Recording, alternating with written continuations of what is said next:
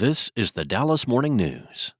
It's Thursday, May 29th, starting off today with some dense fog that will possibly linger into the early afternoon. Other than that, it will be mostly cloudy with a chance for a thunderstorm.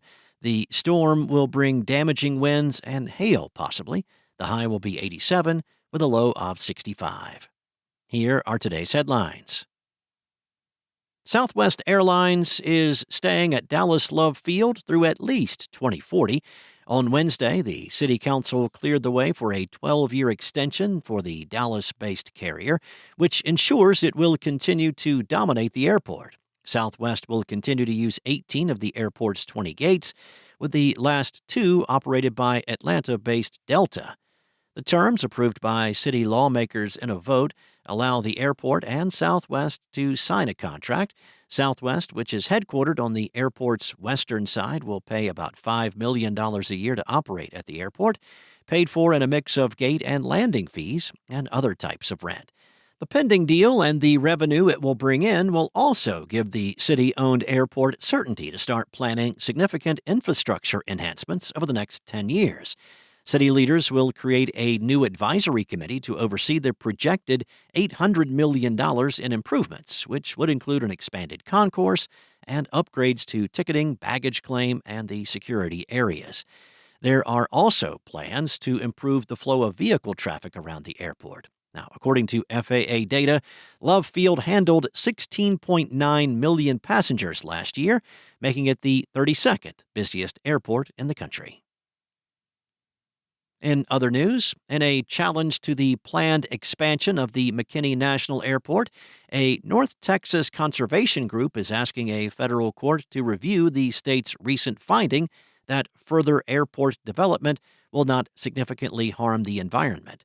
A group called the North Texas Conservation Association alleges the environmental analysis done by the Texas Department of Transportation does not meet federal standards and petitioned the U.S. Court of Appeals for the District of Columbia to review the department's findings. The group said the state's study did not fully consider how the expansion would affect the residential areas in McKinney and Fairview, as well as the Hurd Natural Science Museum and Wildlife Sanctuary, a 289-acre nature preserve in McKinney.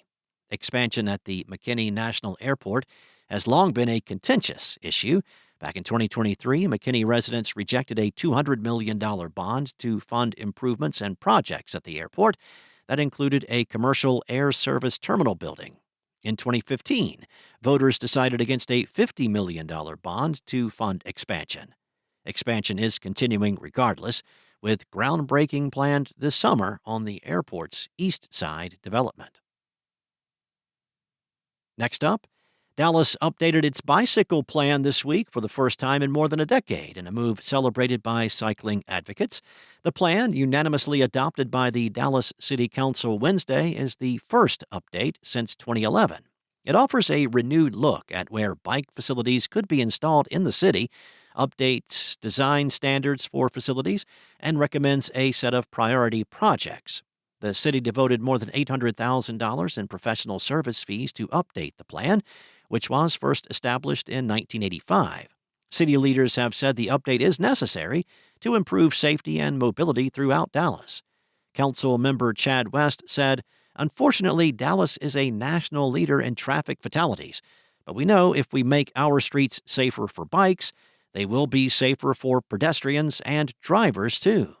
The proposed bike network includes more than 500 miles of bicycling improvements, including 179 miles of neighborhood bikeways, 118 miles of visually separated bike lanes, 108 miles of physically separated bike lanes, and 139 miles of trails. Funding is currently in place for 69 miles. The long-range plan would be rolled out in 3 phases, with both pre-funded and high-priority, low-cost projects completed in the next 5 years. And Dallas Mavericks CEO Rick Welts is holding firm to the franchise's vision of a new arena and entertainment district within Dallas. And it definitely will not include the Dallas Stars.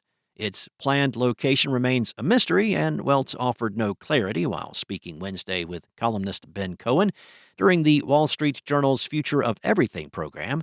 Many of the details have been previously reported, but Welts's comments and earlier conversations with the Dallas Morning News offered further insight into the project.